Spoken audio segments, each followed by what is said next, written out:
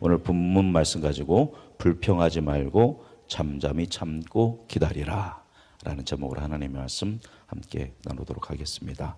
어제 우리는 악과 악인과 싸워 이기는 방법에 대해서 1절부터 6절 말씀을 함께 보았습니다. 악을 악으로 대하지 말고 오히려 선한 일을 행하고 하나님께 의뢰하고 주님을 기뻐하고 주님께 맡기고 의뢰하라. 그럴 때 너를 빛같이 정오의 빛같이 하나님께서 비추실 것이다 라는 말씀 나누었습니다. 오늘 7절부터 11절 말씀도 어제의 1절부터 6절의 말씀의 그 교훈을 더욱더 강화하고 있는 말씀입니다. 우리 7절 읽어볼까요?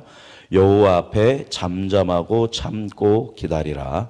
자기 길이 형통하며 악한 꾀를 이루는 자 때문에 불평하지 말지어다. 자기 길이 형통하고 악한 자들이 꾀를 냈는데 그것이 이루어지는 그런 일들을 보면서 뭐 하지 말아라? 불평하지 말아라 라는 겁니다. 8절 같이 읽어보겠습니다.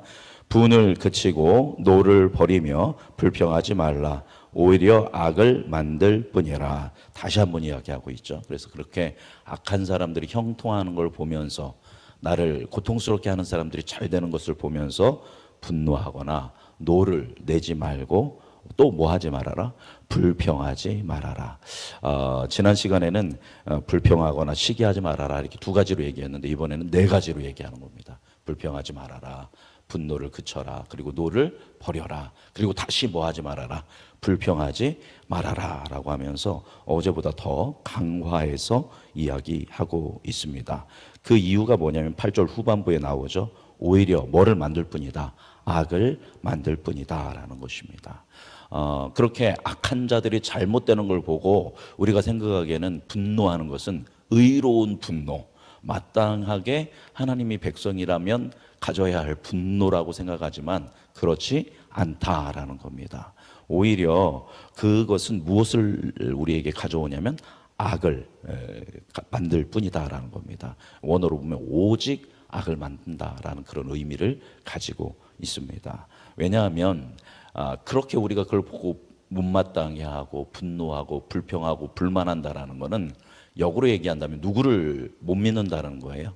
하나님의 뜻, 하나님의 섭리를 인정하지 못한다라는 겁니다.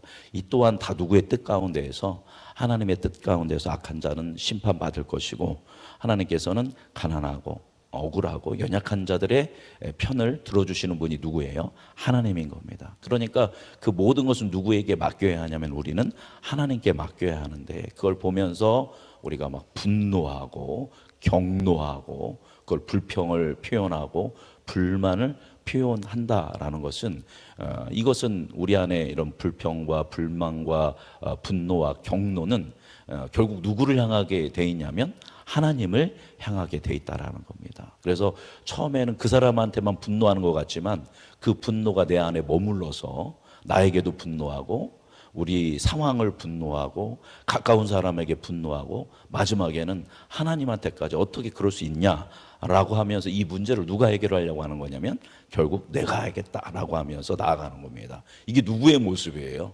하나님을 신뢰하지 못하고 막 분노하면서 이건 뭐 내가 할 거야 라고 하는 것은 누구의 모습이냐면 바로 내가 분노하고 있는 그 악인의 모습입니다. 악인에 대해서 분노하고 있는데 알고 보니까 누구도 똑같이 분노하고 있는 거예요. 나도 악인처럼 그렇게 분노하게 된다라는 겁니다. 그것이 불평하고 불만하고 분과 노를 가지고 있는 사람의 자연스럽게 흘러가는 원리라는 겁니다.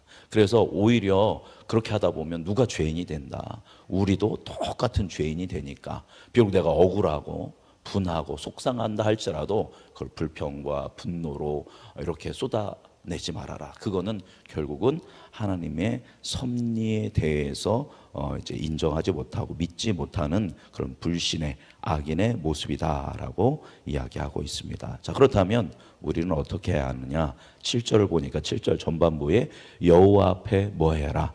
잠잠하고 참고 기다리라. 여기 잠잠하다라는 것은 침묵하다라는 뜻이고 참고 기다린다라는 것은 쉽게 참고 기다리는 게 아니라 고통스럽지만 그런 고통을 인내하면서 참고 기다리라는 것입니다. 그런데 누구 앞에서? 여호와 앞에서, 이 원수 앞에서, 이 상황 앞에서 그냥 침묵하고 그냥 참고 기다리라는 게 아니라 누구 앞에서? 하나님 앞에서. 이야기는 하나님께서 해결해 주실 것을 신뢰하면서 침묵하고 조용히 주님을 신뢰하면서 견디기 어려울지라도 인내하면서 참고 기다리라고 이야기하고 있습니다. 또 9절 말씀 같이 읽어보겠습니다. 진실로 악을 행하는 자들은 끊어질 것이나 여호와를 소망하는 자들은 땅을 차지하리로다. 아멘. 그렇게 참고 기다린다는 것은 결국 9절 후반부처럼 여호와를 뭐 하는 사람이다? 소망하는 사람이다. 여기서 소망하다라는 것은 쳐다보다, 또 기대하다라는 뜻을 가지고 있습니다. 그렇게 하나님을 소망하고 참고 기다리고 하나님이 하실 일을 기대하라. 그것이 하나님을 소망하는 사람들의 모습이다. 또 11절 같이 읽어보겠습니다. 그러나 온유한 자들은 땅을 차지하며 풍성한 화평으로 즐거워하리로다. 뭐한 자들이라고 하냐면 온유한 자들. 여기서 온유하다라는 것은 원어로 보면 온순하다, 싸납지 않다라는 거죠. 온순하다. 또 다른 의미는 겸손하다라는 겁니다. 이 문제는 내가 어떻게 할 수 있는 일이 아님을 인정하고 온순하게, 온화하게, 온유하게 반응해야 한다라는 겁니다. 그것이 누구의 모습이냐면 하나님을 신뢰하며 믿고 따라가는 사람들의 모습이다라는 것입니다.